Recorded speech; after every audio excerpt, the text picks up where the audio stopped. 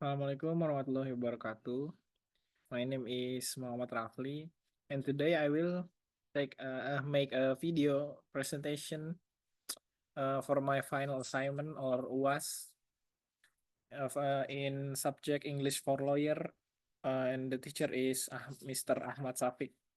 And for my final assignment, I choose agrarian law, and my title is Agrarian Law Reform as a Constitutional Obligation in Indonesia. So I will begin my presentation. Introduction.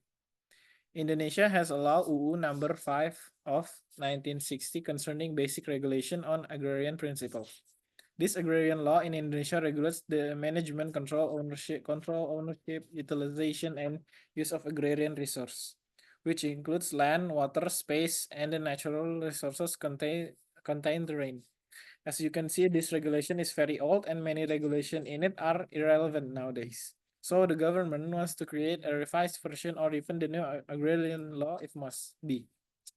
And to achieve this, the government must create laws that can be approved by the people because Indonesia is a of sovereign state.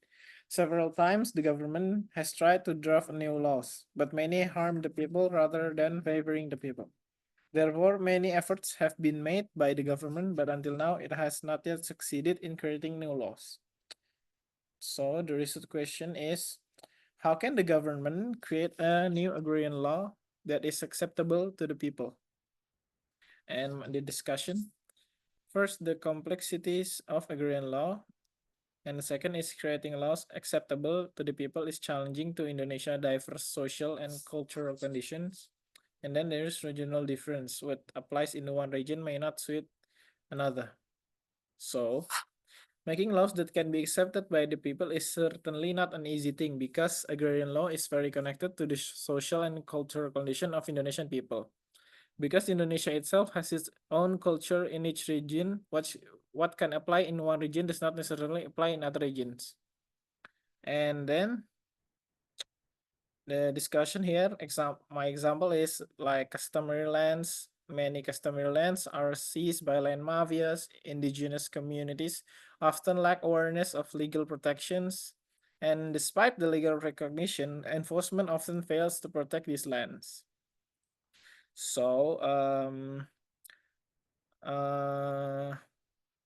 and then reforming or creating new laws is insufficient. Effective implementation required dedicated contribution from officials and law enforcers. Law must be applied effectively to make an impact, not just exist as regulation. So what I mean is, just reforming or making new law is not enough. It also requires contribution from officials and law enforcers who can implement the law. If later there is a new law but its application is not maximized, then it's only become a regulation and does not become law. And then development of new laws. The Indonesian government and the House of Representatives or DPR RI are planning to revise the basic agrarian law UUPA number 5 of 1960 included in the 2025 and 2029 National Legislation Program. This initiative aims to address land-related challenges and adapt to modern demands. However, the proposed revision has sparked criticism. The Agrarian Reform Consortium argues that the changes undermine the Constitution, prioritize investment interests, and risk compromising national sovereignty over agrarian resources. Advocacy groups like the People Alliance for Justice (IRC) have called for resistance, emphasizing the UUPA role in protecting marginalized communities. Amid this debate, the government is urged to resolve agrarian conflict and redistribute idle land and promote agrarian reform as a foundation for poverty alleviation, food security, and equitable development. And then conclusion. My conclusion is so reforming the agrarian law is in Indonesia is a complex yet essential task. The new law that will be created must be acceptable to the people. Suppose in the future the government or DPR succeed in creating new laws, there must also contribution from official and law enforcers. It will be useless if there is a new law, but when it's implemented, it is ineffective. Thank you. Assalamualaikum warahmatullahi wabarakatuh.